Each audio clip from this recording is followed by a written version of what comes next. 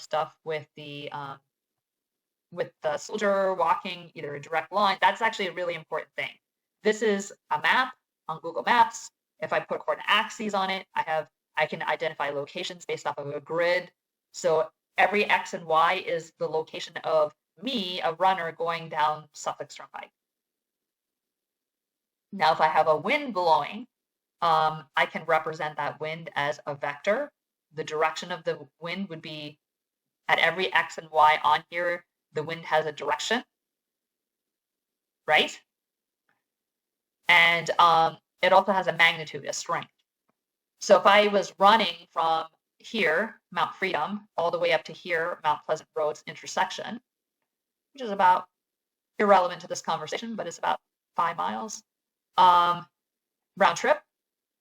So it's the work I do from this point to this point obviously is going to be a function of where I am on that Sussex Turnpike at any time, right? Like if I'm running and I'm here at 10 minutes down my run, the amount of work accumulated work I have, work is accumulation, right? So it's going to be dependent on where I'm at and the wind, if it's helping or resisting me, giving me resistance to the end.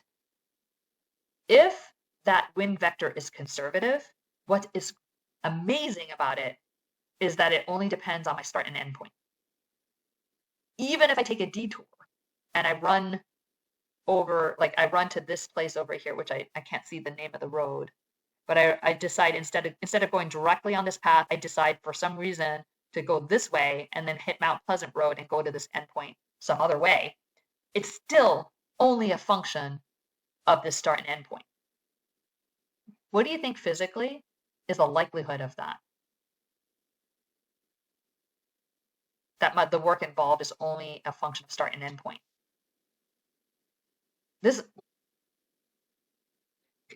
Well, if it's conservative, it's 100%. I'm asking really, what's the likelihood in real life of something being conservative? But yeah, it's not very true, right? But when it is, we're really, really happy. Well, for conservative, it's pretty likely, right? Look like? Conservative looks like the vectors all have to point outwards. So the wind is like all pointing out, no matter very. where my location is, which is also unlikely. Or the wind is all pointing inward at my location, which is also pretty unlikely. So if there's any circular motion of wind, which is more likely, it's not conservative. So that's visually what is going on. In the math analytical side, what's going on is that I can write my vector field, the capital F, as the gradient of some other unknown little f. So mathematically, I should have a gradient field be written as my capital F.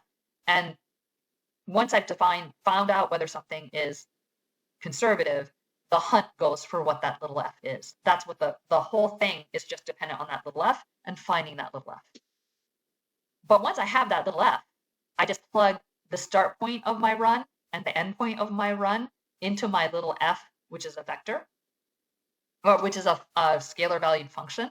And it has nothing to do with the integral. There's no mental work, not physical work, to finding that answer once I get the little f. So the strategy just becomes, let's find that little f, because my world has become a lot easier. Physically, though, it's really rare. Let's I don't know if I ask any Green's theorems questions on the conceptual ones. I don't think I do. So let's go to one of the concept questions.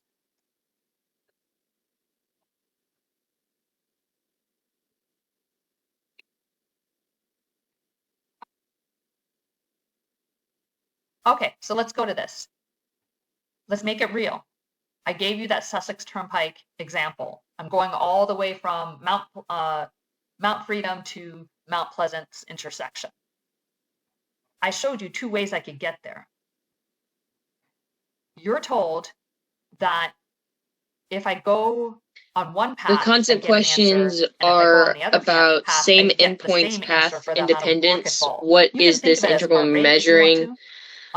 Find the total lie heart and rate then was the same circulation thinking. no matter what my distance was, because I went on a completely different path and I got the same answer.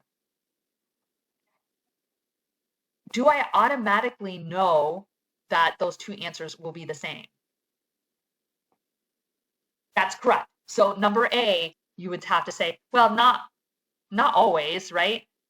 Only if it's conservative. Only if that the boldface F was actually conservative vector, right? So not always, only if it's conservative. That's the answer for little a. What's the condition? That's easy. Capital F has to be conservative.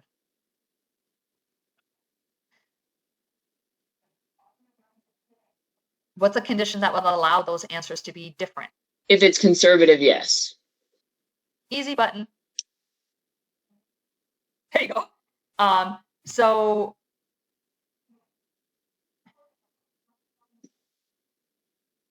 this part here, what would this answer, if the answers were equal to each other?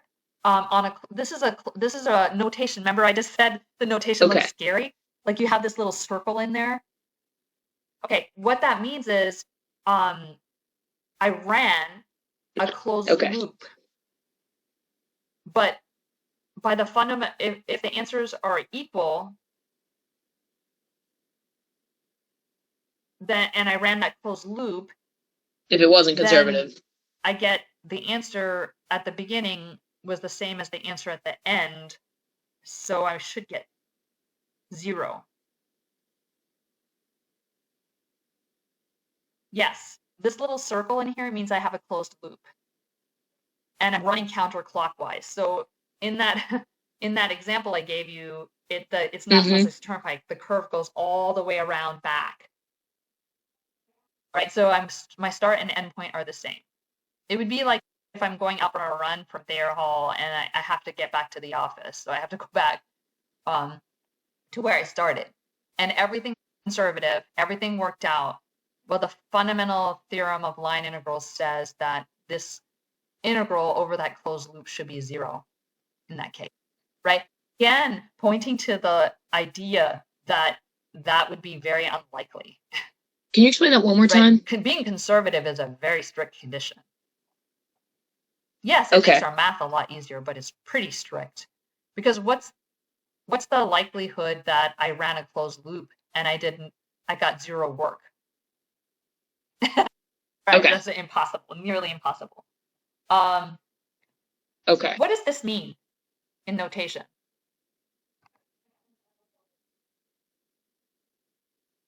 Yeah, what does that mean? About capital F is what? It's a conservative. This is the math way to write conservative. Yes. That's right. And little f is called the potential function. Comes from chemistry. So a particle, make it a soldier, moves along a complicated curve from A to B. Yes.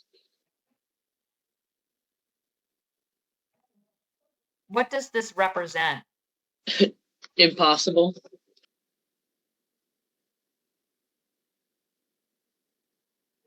In terms of little f,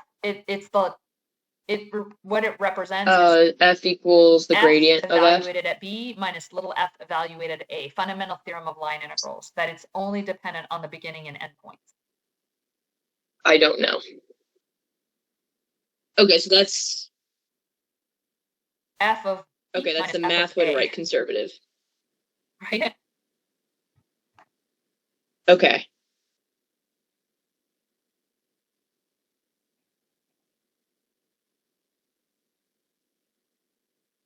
Why did the shape of the curve not matter? That's a harder one to really explain right. But it's, again, these are all fundamental theorem of line integrals. Like, it doesn't matter. And in fact, I did something like on these things. Is that just the conservative function? I give you 2 curves. Let's see, one, would I do that?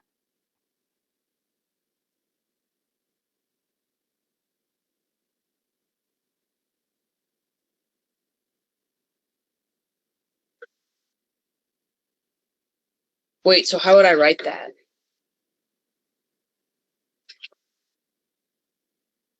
Oh, okay. You see this? Find the Okay, I was work overthinking from that this one. along either a line segment or a parabola. Why? Because the path doesn't make a difference. I only have to plug in the endpoints if it's conservative. It doesn't matter if you ran a line or you ran a complicated curve.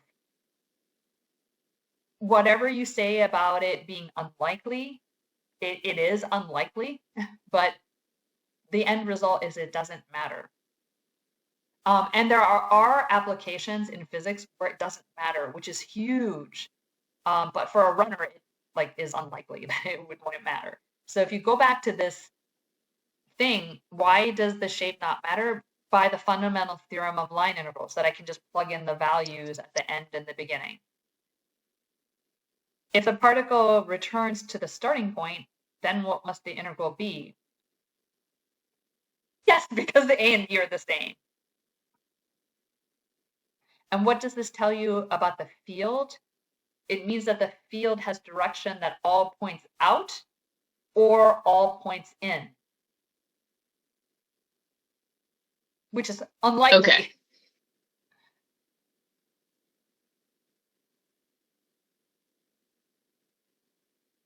So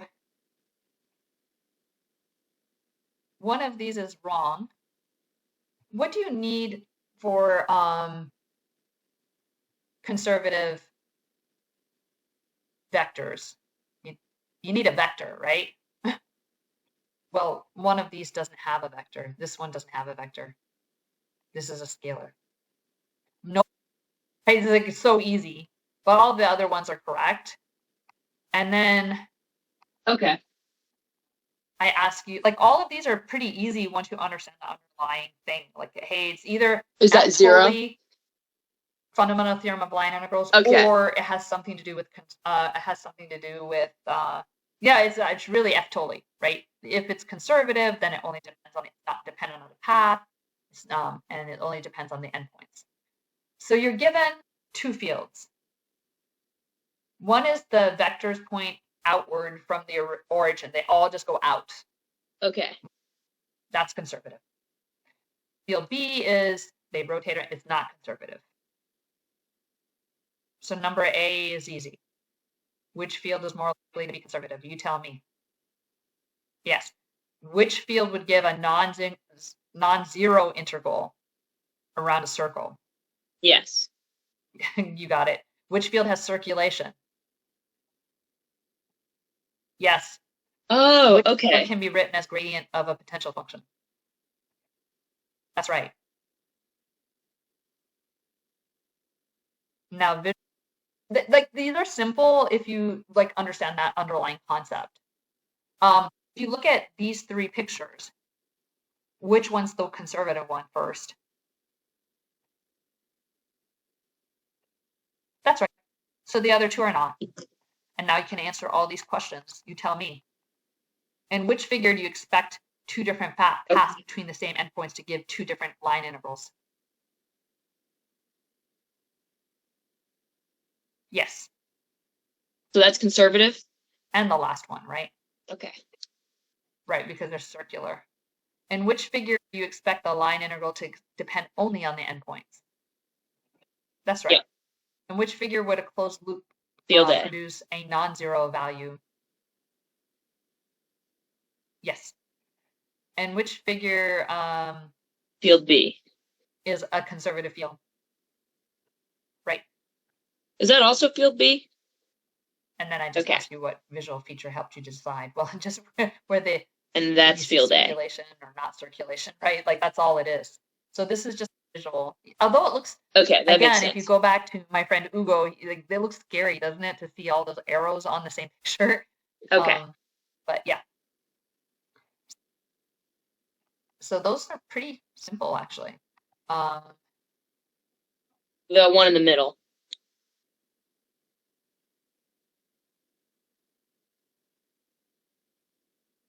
So they should match up. Okay, you can text me on any one of the computations. Probably the first focused one. in on the computations because that is like harder to kind of like get through quickly. It's both? Because there's Okay. so many little methods. And I couldn't put as much detail on every single because I don't have space. But if you need anything Middle filled one. in, like how did you get from this step to this step, I can fill that in. The first and the last one?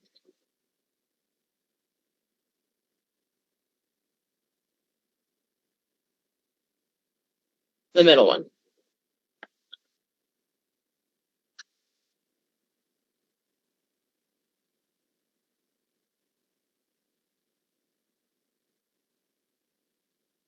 Yeah.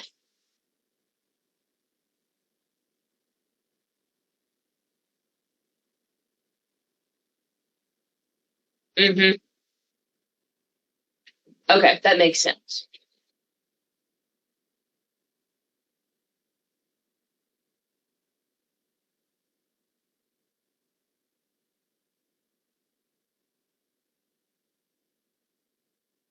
Okay. I think that's all the questions I have for now.